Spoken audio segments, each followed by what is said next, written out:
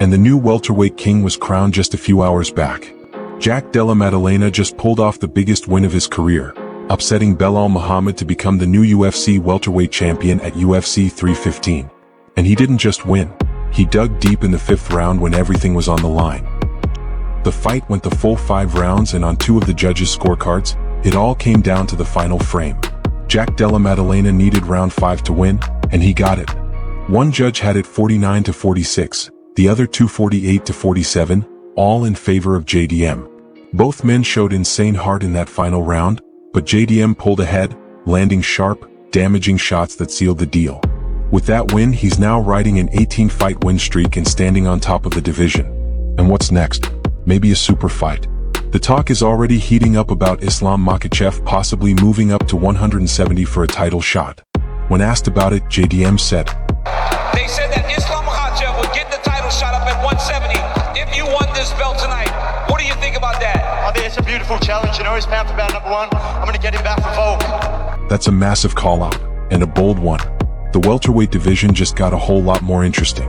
In the co-main event, Valentina Shevchenko showed why she's one of the all-time greats. She picked up a unanimous decision win over Manon Fiorot, with all 3 judges scoring it 48-47.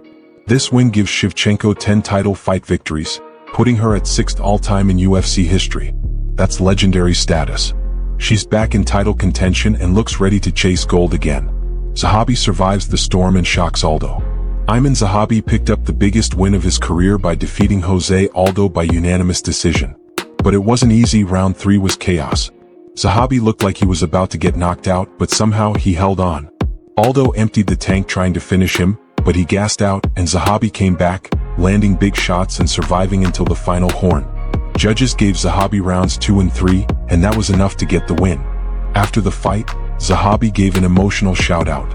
I think this was a great performance, and I expect to fight someone ahead of me. Thank you guys, I love you. I also want to say thank you to my parents for all their support, and my beautiful wife, girls, to the twins.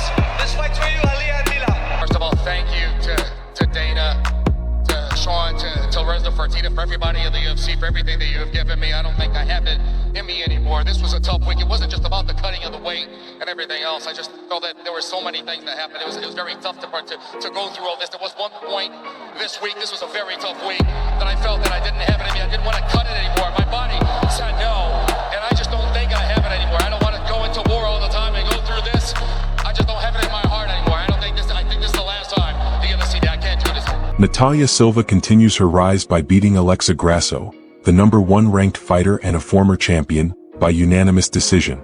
That's 13 straight wins now for Silva. She's officially in the title mix, and with this kind of momentum, that belt might be around her waist very soon. Benoit St. Denis did what he does best, bring violence. He submitted Kyle Prepolek in the 2nd round after a gritty first round where he had to listen closely to his corner. After the win, St. Denis had this to say. Everybody, thank you, Montreal. I'm glad to be here. It's an honor and privilege to fight here. First round, I had to listen a little bit to my corner, you know. They are putting a lot of work. Second round, you guys are amazing. My coach told me, you want to take a bit fun with Montreal people, bring a little bit the animal out, a bit violence. So this is what I did. And Gamrot took Gage, I'm here. And Gamrot, you are looking for an opponent.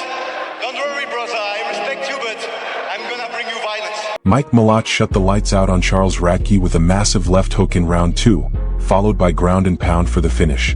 This one meant a lot to him. You guys have no idea what this means to me. This is just a small kid from Watertown, Ontario, Canada's dream to feel this. I can't even express how proud I am to represent you guys, how much I love you guys. Jasmine Jasudavicius got the biggest win of her career with a first-round rear-naked choke over Jessica Andrade, and the Montreal crowd went wild. It feels amazing to do it in Montreal. Everyone cheering. I felt like I had King on my back. It's coming for that number 1 spot. Whoever they want to put in front of me, I'm down for. But I want that. I want that number 1 spot. I'm coming, girl. Modestas Bukauskas versus Ion Cutelaba ended in a split decision, but the scorecards were all over the place. One judge gave it 30-27 for Cutelaba. Another gave it 30-27 for Bukauskas. The third had it 29-28 Bukauskas. Even the commentary team was shocked. Daniel Cormier and Dominic Cruz both called it a bad decision. The fans didn't like it either. Controversy all around. Navajo Sterling remains undefeated. Navajo Sterling put on a dominant performance, winning a unanimous decision over Urslan. He almost got the finish in round 3.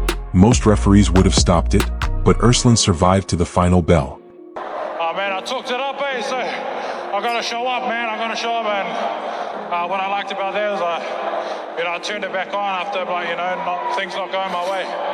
Marc-Andre Barriault knocked out Bruno Silva in round 1, but the celebration was short-lived. Silva was complaining of neck pain and was taken out of the octagon on a stretcher as a precaution. I'm speechless right now. I hope Bruno's gonna be fine. But yeah, it was my time tonight. I worked so hard. I've been into so much struggle in the last couple months. I've been unlucky in my last couple fights. But I think I showed tonight that, I belong in the UFC and I have my whole country behind me. So thank you guys. I love you. Santos dominates Lee. Daniel Santos won a clean 30-27 decision over Young Lee, showing a more complete game by mixing in wrestling. It's been a long time in the octagon that I haven't been. When I started, I was just trying to find a distance and I struggled a little bit. My mindset was to go out of a banger and strike with him. At one point, I just changed the mindset and I said, I'm going to just show some wrestling.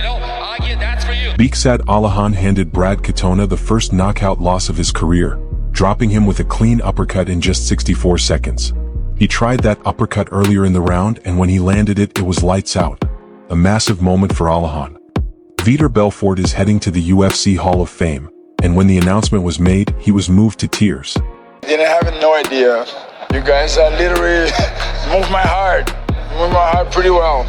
It was a lot of years fighting for something that today is a mainstream, is the biggest sport in the world.